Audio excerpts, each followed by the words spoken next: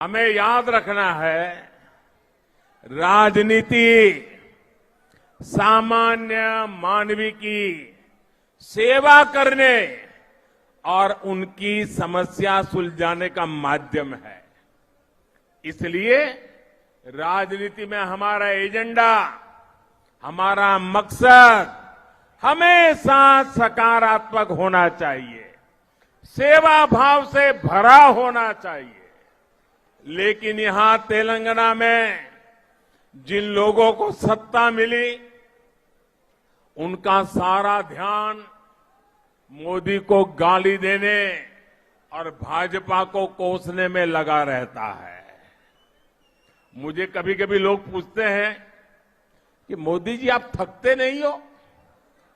अब कल मैं दिल्ली में था सुबह, फिर कर्नाटका में, फिर तमिलनाडु में, फिर रात को आंध्र में और अभी तेलंगाना में।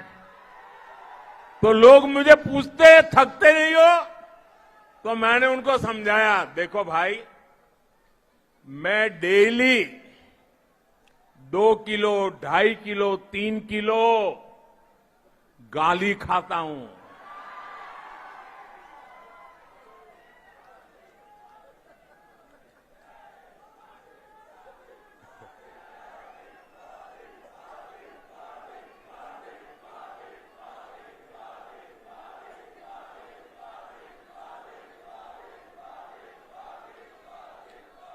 और परमात्मा ने मेरे भीतर ऐसी रचना कर दी है, ईश्वर ने ऐसे आशीर्वाद दिए हैं कि ये सारी गालियां मेरे अंदर प्रोसेस होके न्यूट्रिशन में कन्वर्ट हो जाती है।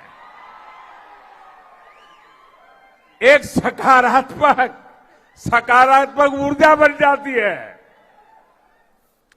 जो जनता के सेवा में काम आती है। भाइयों बहनों, जो दिन रात मुझे गाली देते हैं, बड़ी नई नई गालियां खोजते रहते हैं, मैं उन्हें कहना चाहता हूं,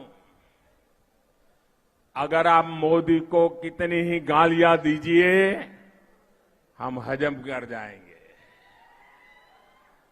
भाजपा को गाली दीजिए, हमें कोई समस्या नहीं है, हम तो ऐसे ही बड़े हुए हैं। लेकिन अगर तेलंगाना के लोगों को गाली दी तो लेने के देने पड़ जाएंगे।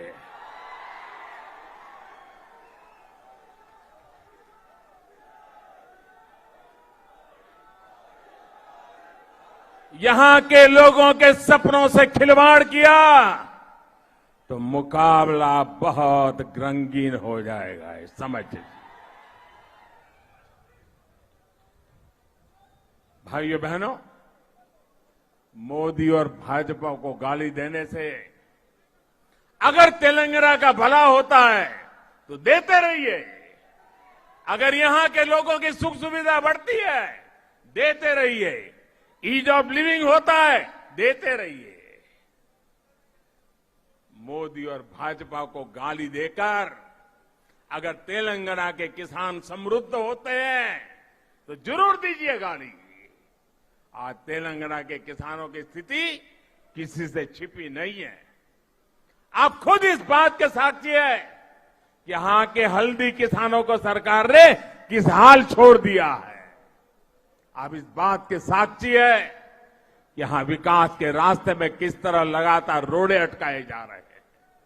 मैं आज तेलंगाना के लोगों को भरोसा देना चाहता हूं, भाजपा तेलंगाना में पॉजिटिव एजेंडा के साथ आ रही है। हम मिलकर यहां विकास की नई गाथा लिखेंगे। साथियों, भ्रष्टाचार और परिवारवाद गरीब का सबसे बड़ा दुश्मन होता है। भ्रष्टाचार और परिवारवाद विकास का सबसे बड़ा दुश्मन होता है। इसलिए भाजपा भ्रष्टाचार और परिवारवाद दोनों से लगातार मोर्चा ले रहा है। भाजपा सरकार भ्रष्टाचार को जड़ से खत्म करने के लिए प्रतिबद्ध है।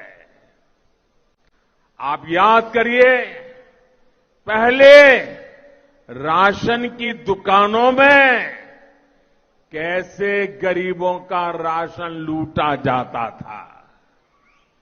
हमने जनधन, आधार और मोबाइल की त्रिशक्ति का उपयोग करके करोड़ों फर्जी लाभार्थियों को हटा दिया।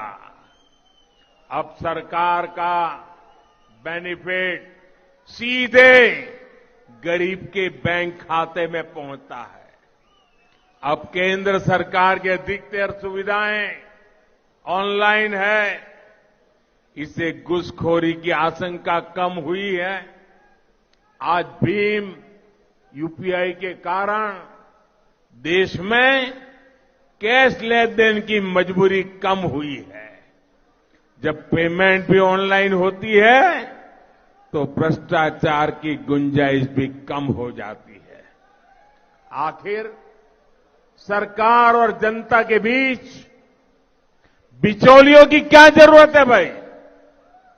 सरकार सीधे जनता तक पहुंचे और जनता सीधे सरकार तक।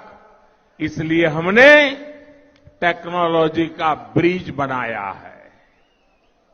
तेलंगाना में भी भाजपा ऐसा ही भ्रष्टाचार मुक्त सुशासन देने के लिए तैयार है। मैं बीजेपी के सभी कार्यकर्ताओं से कहूंगा कि आप तेलंगाना के बूथ बूथ में जाएं, केंद्र सरकार की कल्याणकारी योजनाओं का लाभ जिनको अभी तक नहीं मिल पाया है, उनकी मदद करें।